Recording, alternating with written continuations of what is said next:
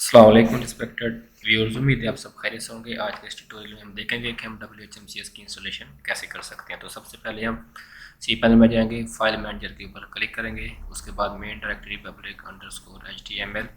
यहाँ पे एक वर्डप्रेस की इंस्टॉलेशन पहले की हुई थी, उसकी डायरेक्टरी को हम यहाँ से रिमूव कर देंगे। उसके बाद अपलोड के ऊपर क्लिक करेंगे, सेलेक्ट फाइल करेंगे और डेस्कटॉप पे जाने के बाद हमारे पास एक यहाँ पे फाइल पड़ी है WHMCS v8.12.0 स्टेबल वर्जन है उसका। उसकी जब तक यहाँ पे अपलोडिंग होती है तब तक हम जाते हैं अपने सी पैनल में, वहाँ पे जाके एक डेटाबेस क्रिएट करते हैं जो इंस्टॉलेशन के बाद हमें अपलोडिंग के बाद WHMCS की इंस्टॉलेशन भी ज़रूरी होगी। तो क्रिएट न्यू डेटाबेस पे जाएंगे, वहाँ पे WHMCS के ऊपर क्लिक करेंगे, क्रिएट डेटाबेस। उसके बाद हमारी एक डेटाबेस क्रिएट हो जाएगी चीप डोमेन अंडरस्कोर WHMCS के नाम से। इसको हम कॉपी करेंगे और यहाँ पे नोटपैड ओपन करेंगे। हमें तीन चीज़ें चाहिए होंगी, डेटाबेस का नाम, यूज़र का नाम और डेटाबेस का पासवर्ड। तो हमने यहाँ पे उसे पेस्ट कर दिया है। गो बैक पे क्लिक करने के बाद अब हम एक यूज़र क्रिएट करेंगे। यहाँ पे वही सेम उसी नाम से बना लेते हैं WHMCS, और यहाँ पे एक पासवर्ड जो है कोई भी अपनी मर्ज़ी का यूज़ कर सकते हैं।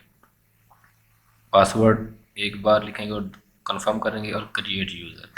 इसी तरह हमारा इलम सीखो चीप डोमेन अंडरस्कोर WHMCS के नाम से एक यूज़र भी क्रिएट हो जाएगा।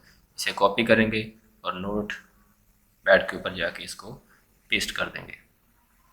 अब हमारे पास डेटाबेस का नाम और यूज़र का नाम जो है वो आ गया है। इसके बाद गो बैक, और हमने इस डेटाबेस को ये यूज़र जो है असाइन करना है। हमारी डेटाबेस का नाम और यूज़र का नाम सेम है, हम इसको जस्ट असाइन करेंगे। यहाँ पे प्रिविलेजेस पूछ रहा है, ऑल प्रिविलेजेस के ऊपर आपने क्लिक कर देना है। ये जी कंप्लीट होगा यहाँ पे। अब आते हैं अपने अपलोडिंग वाली फाइल की तरफ। अभी तक अपलोडिंग चल रही है, जब तक ये अपलोडिंग चलती है इसको थोड़ी देर के लिए पॉज कर देते हैं, ताकि इसकी जो है वो अपलोडिंग जैसे जैसे कंप्लीट होती है तो वैसे वैसे यहाँ पे शो होती रहे और हमारी वीडियो जो है वो ज़्यादा लंबी ना हो। जी अभी 100% हमारा WHMCS का जो है अपलोडिंग कंप्लीट हो चुकी है। यहाँ पे गो बैक टू होम जैसे ही क्लिक करेंगे ये हमें दोबारा में डायरेक्टरी की तरफ ले आएगा। CGI इसको हम यहाँ से डिलीट करते हैं, यहाँ पे राइट क्लिक करेंगे और एक्सट्रैक्ट करेंगे। ये हमारी मेन डायरेक्टरी है, यहाँ पे ये एक्सट्रैक्ट होगा public_html। उसके बाद ये कुछ सेकंड्स लेता है एक्सट्रैक्शन में। जैसे ही ये एक्सट्रैक्ट होगा इसकी जो फाइल्स हैं हमें इधर ही मेन डायरेक्टरी के अंदर शो हो जाएंगी। ये हमारा एक्सट्रैक्शन कंप्लीट हो चुकी है। ये कुछ टेक्स्ट फाइल है, आप इसको एक बार ओपन करके पढ़ लेंगे, लेकिन ऐसा जिसकी ज़रूरत नहीं है। तो कोशिश किया करें कि जो आपका सी पैनल हो जितना क्लियर और साफ़ सुथरा फाइल से रह सके उसे रखें। उसके बाद आप public_html के ऊपर क्लिक करेंगे, WHMCS जो हमने अभी एक्सट्रैक्ट किया था उसको ओपन करेंगे। यहाँ पे तमाम फाइल को सिलेक्ट ऑल करेंगे और इसको मेन डायरेक्टरी में मूव करेंगे। public_html अभी ये WHMCS के अंदर है, यहाँ से बैक करेंगे और इसको मूव फाइल्स पे क्लिक करेंगे। जैसे ही आप क्लिक करेंगे तो ये सारी की सारी फाइल्स आपकी public_html की मेन डायरेक्टरी में मूव हो जाएंगी। क्लिक करके चेक कर लेते हैं एक बार।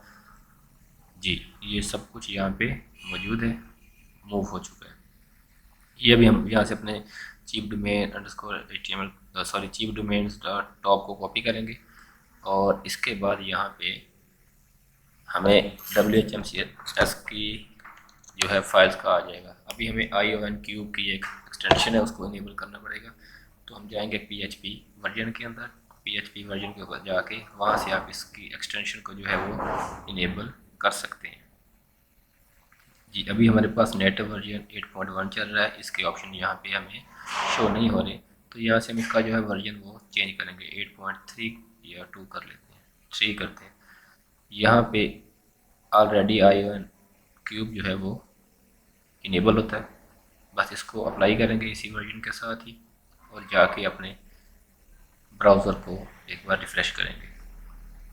जैसे ही यहाँ पे ये प्रोसेस कंप्लीट होता है